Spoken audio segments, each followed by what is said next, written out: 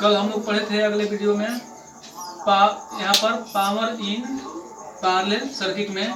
In resistance के बारे में कि रेजिस्टेंस को समानांतर क्रम में संयोजित करते हैं तो किस प्रकार से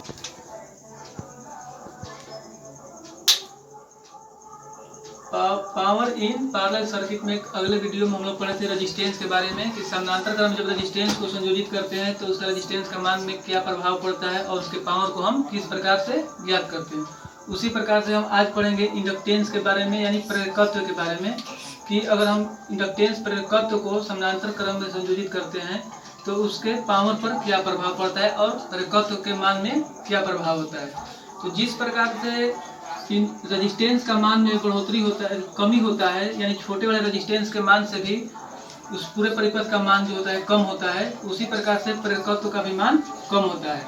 इसको हम एल से सूचित करते हैं, ठीक है, और इसका मात्रक जो होता है हेनरी होता है, ठीक है। इंडक्टेंस का मात्रक हेनरी होता है। उसी प्रकार से यहाँ से जब हम धारा प्रवाहित करते हैं तो यहाँ से जाने के बाद धारा जो होता है दो शाखाओं में विभक्त होता है, यानी कि L1 के लिए I1 और L2 के लिए I2 हो जाएगा, ठीक है।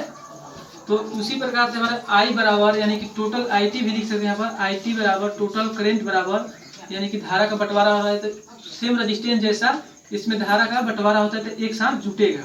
तो I1 प्लस I2 हो जाएगा। या इसको हम लिख सकते हैं 1/L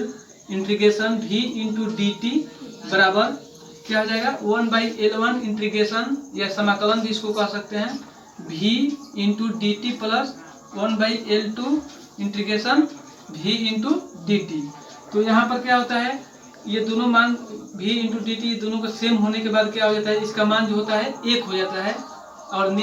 लेंज के नियम के अनुसार V बराबर क्या होता है L di/dt, जो इसको हम बताए थे कि करंट धारा में परिवर्तन और ये समय में परिवर्तन को दर्शाता है। तो जब इसका मान एक हो जाता है तो उस हिसाब से हमारा क्या हो जाएगा यहाँ पर 1/L बराबर 1/L1 प्लस 1/L2, ठीक है। उसके बाद तो इसको हम क्या किए हैं इसको जोड़ लेंगे तो इसका लघुत्तम कितना आ जाएगा L1 L2, तो यहाँ पर क्या हो जाएगा L2 प्लस L1, ठीक है। तो इस प्रकार से इसका हम प्रेरकत्व का मान निकालेंगे, इसका मात्रक जो हो जाएगा हेनरी हो जाएगा, हेनरी, ठीक है। अब इसमें हम पावर निकालते हैं तो पावर जिस प्रकार से हम रेजिस्टेंस में निकालते थे कि हमारा क्या होता था यहाँ पर I² R होता था, ठीक है। ठीक उसी प्रकार से इसमें हो जाएगा 1/2 हाफ हो जाता है L इंटू I², यानी कि L क्या हुआ जिस प्रकार से प्रतिरोध में हमारा R होता था तो इसमें प्रेरकत्व में हम L को दर्शाते हैं तो L इंटू I² इसका पावर निकालने के लिए हो जाएगा, जहाँ L बराबर क्या होता है हमारा L1 इंटू L2 बटा में L1 प्लस L2 या I बराबर क्या हो जाएगा I1 प्लस I2, ठीक है। इसी प्रकार से इसके मान को हम पूरा ज्ञात करते हैं। जैसे पहले हम रेजिस्टेंस को निकाले तो रेजिस्टेंस को निकालने के लिए हम क्या करते थे यहाँ पर P बराबर I² इंटू R, या इसको हम I कैसे लिखते थे या क्योंकि सूत्र होता है P बराबर V इंटू I होता था तो P बराबर हम इसको ऐसे भी लिख सकते हैं, V को हम तोड़ेंगे तो क्या आ जाएगा I into R into I, या इसको अब तोड़ते हैं तो इसको अब गुना कर लेंगे तो क्या आ जाएगा I² इंटू R, यानी कि P बराबर जो होता है इतना मान होता है। तो इसी प्रकार से इसमें भी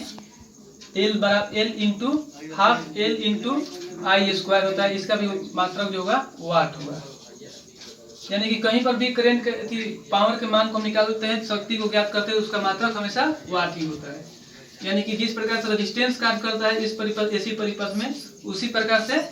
इंडक्टेंस भी कार्य करता है।